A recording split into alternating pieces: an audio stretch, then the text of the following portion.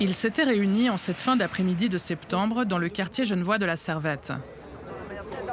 Une centaine de locataires bien décidés à défendre leurs droits face aux propriétaires, un fonds d'investissement géré par l'UBS qui prévoit un projet immobilier d'ampleur. Nous dénonçons le manque total de transparence dans la communication de ce projet, la précarisation croissante des locataires qui sont majoritairement soumis à des baux à durée déterminée afin de faciliter leur expulsion, l'absence de garantie de relogement abordable proposée par le propriétaire, provoquant de l'incertitude et de l'angoisse chez les locataires, la spéculation immobilière qui vise à détruire des logements abordables pour construire des unités plus chères. L'UBS prévoit la surélévation d'un immeuble, mais aussi et surtout la destruction de 2 autres complexes de logements. Alors, certaines personnes qui ont vécu toute leur vie à la Servette risquent d'être relogées à l'autre bout de la ville, comme Madame Capeder, à 81 ans. Je préfère partir avant en haut que de devoir déménager. Pour moi, ça sera très difficile de déménager, effectivement. Parce que je suis habituée à ce quartier et c'est logique. Depuis 1959, je connais tout, je connais mon quartier, je connais les habitants. C'est un crève-cœur pour moi, effectivement, c'est un crève-cœur. Ces immeubles, ce petit square, c'est la géographie intime de ses habitants.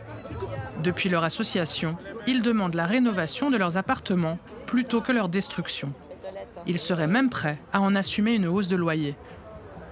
Il faudrait qu'il y ait une augmentation décente et qu'on n'extrapole pas et qu'on ne soit pas complètement dans le double du loyer, par exemple. Ça, ce serait impossible. On voit bien que nos nouveaux locataires payent le double de nos loyers déjà avec des appartements qui n'ont jamais été rénovés et qui ont été juste rafraîchis. Si ce projet immobilier voit le jour, un immeuble aux appartements flambant neufs, indexé au prix du marché, sera construit. Voilà le nouveau visage d'une Genève qui change.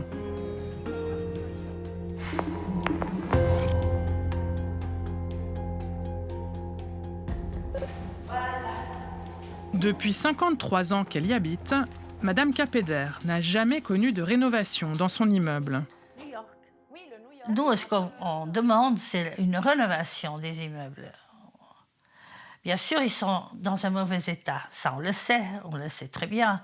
Mais effectivement, ces immeubles n'ont pas été entretenus. Donc, s'ils avaient été entretenus, on ne serait pas là. Si les façades s'effritent, les liens tissés entre les habitants, quant à eux, perdurent. Madame Capeder a préféré nous donner rendez-vous dans l'appartement d'Alessandra plutôt que dans le sien, qu'elle juge pudiquement trop sombre. C'est ça qui est difficile. On est un peu comme sur des charbons ardents. On ne sait pas ce qu'on peut faire. Moi, je vais rénover une partie de mon appartement, mais je n'ose pas le faire parce que si tout à coup on me dit on démolit et moi j'ai investi de l'argent pour rénover mon appartement, je ne vais pas le faire. Donc on est un peu sur des charbons ardents. On ne sait pas quoi faire. On ne sait pas.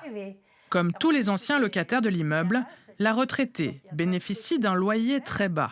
Seule dans un vaste appartement, elle paye un peu plus de 1 200 francs par mois.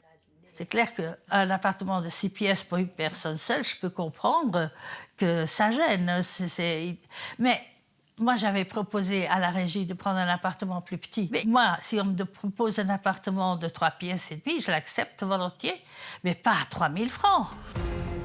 L'UBS a obtenu le feu vert du département du territoire pour aller de l'avant avec son projet immobilier.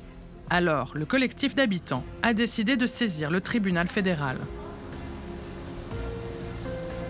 Ce qu'on exige, en fait, c'est qu'il y ait un abandon immédiat de ce projet de destruction, démolition, et puis qu'on puisse peut-être rénover justement nos appartements. Et subsidiairement, la signature d'une convention avec le propriétaire sur les conditions de relogement, loyer, frais de déménagement, etc. Et subsidiairement aussi pour les habitants qui seraient expulsés, qui ont donc des baux à durée limitée, une garantie de relogement abordable dans le quartier. Voilà ce qu'on demande dans notre pétition. Vous êtes combative, Alessandra. Il faut. On y croit et je pense que si chacun peut mettre même, si ce n'est qu'une petite pierre à l'édifice, tous ensemble, on y croit. Une pierre à l'édifice pour sauver des immeubles destinés à la démolition et éviter la destruction de tout un tissu social. Ce projet immobilier apparaît dans un contexte déjà tendu à Genève.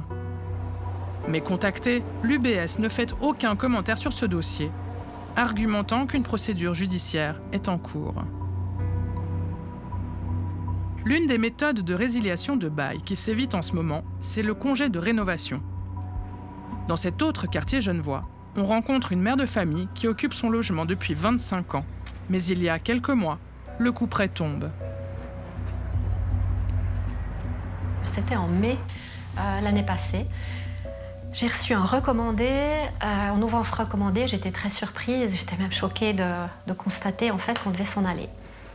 Et on avait jusqu'au mois de juin de cette année pour partir. Et on n'a pas compris. Dans un premier temps, on s'est dit mais quel genre de travaux ils veulent faire. Parmi ces travaux, effectivement, il y avait l'électricité, puis il y avait la cuisine agencée, il y avait la salle de bain, les toilettes. Caroline et son mari essayent pourtant d'aller dans le sens du bailleur. Ils lui proposent de déménager le temps des travaux et même d'assumer une augmentation de loyer après rénovation. On s'est dit, mais le coût de la vie a changé, les bâtiments et la location aussi. Donc c'est évident qu'on est prêt à faire un geste, à faire un pas. On était même prêt à proposer 500, 600 francs d'augmentation. On n'a pas pu discuter.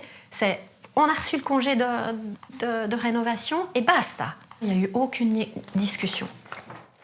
La discussion avec le locataire, c'est pourtant l'une des conditions de la LDTR, la loi sur les démolitions, transformations et rénovations, pour qu'un propriétaire puisse obtenir une autorisation de rénover son bien. Or, cette autorisation n'a dans ce cas même pas été demandée par le propriétaire. À l'Asloca, on s'inquiète du phénomène des congés de rénovation en forte augmentation à Genève.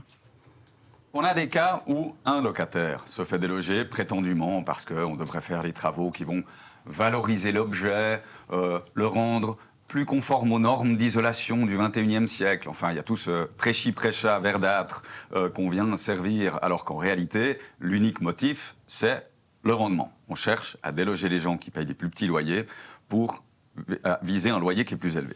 Mais sans oublier les enjeux environnementaux pour autant, il est possible de faire autrement. On a des tas de propriétaires qui font des rénovations complètes avec mise aux normes de vitrage, des contre-cœurs, de tout, sans faire sortir les locataires. Force est donc de constater que le congé de rénovation est devenu l'argument imparable pour résilier un bail. À l'époque, quand on voulait se débarrasser d'un locataire, on disait qu'on avait un besoin propre, c'est-à-dire qu'on disait c'est pour ma fille ou mon frère. Aujourd'hui, on dit c'est pour rénover, c'est pour améliorer le bien et le mettre en conformité avec les normes d'isolation du XXIe siècle. C'est pour nos enfants, c'est pour la terre.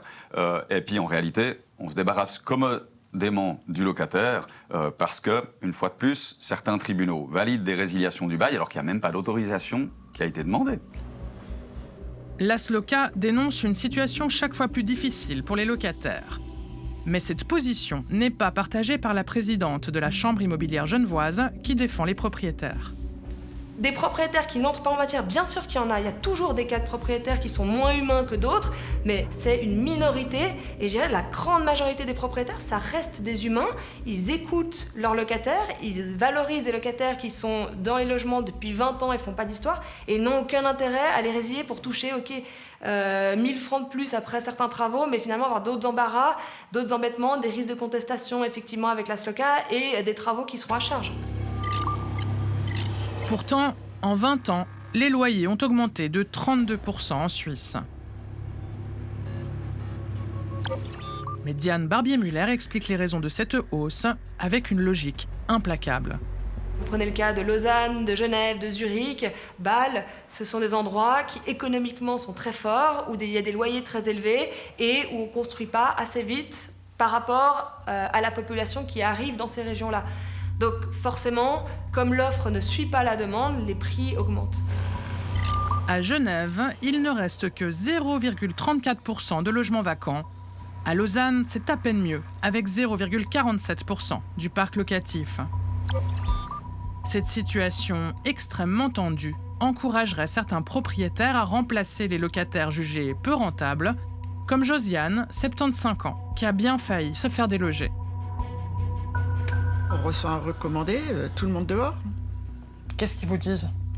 En raison des travaux, tous les locataires sont impossibles de pouvoir rester dans l'appartement avec tous les travaux qui sont quand même assez importants. Donc, résiliation du bail à loyer. Là encore, impossible d'échanger avec le propriétaire un fonds d'investissement. Josiane se retrouve seule et sans réponse. Elle décide alors de s'adresser à maître Xavier Rubly pour défendre ses droits. Le congé a été donné alors que dans un premier temps, la société propriétaire avait promis aux locataires qu'ils pourraient demeurer dans l'immeuble, dans leurs appartements, durant les travaux. Donc ça, c'est déjà un premier point où on peut voir un comportement abusif. Et le deuxième élément, c'est que le congé a été donné pour certains des locataires durant une période dite de protection, à savoir une période soit où une procédure est déjà en cours, ou alors une période postérieure à un conflit qui avait amené le locataire à obtenir gain de cause dans une procédure judiciaire. Et il y a malheureusement beaucoup de propriétaires institutionnels qui, évidemment, se basent sur l'offre et la demande, puisqu'ils n'ont pas de limites ou très peu de limites qui leur sont imposées, eh bien, ils se permettent de fixer des loyers à des prix qui sont totalement démentiels et impossibles pour des personnes qui touchent, par exemple, que l'AVS, de s'en sortir. Qu'est-ce que tu fais là?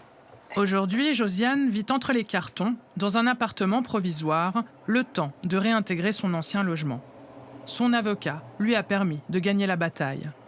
Vivre comme ça, même pendant 9 mois, c'est... pour manger, j'ai un tabouret qui me sert de table, voilà, donc... je suis émotive en plus, c'est très sensible actuellement. Désolée. Mais je dis, j'ai de la chance par rapport à d'autres. Ne pas se résigner, c'est ce que préconisent les défenseurs des locataires. Josiane pourra retrouver son logement comme les locataires de 2 autres appartements de son immeuble, les autres ayant abandonné. Ils libèrent au passage des appartements dont les loyers seront sans doute revus fortement à la hausse.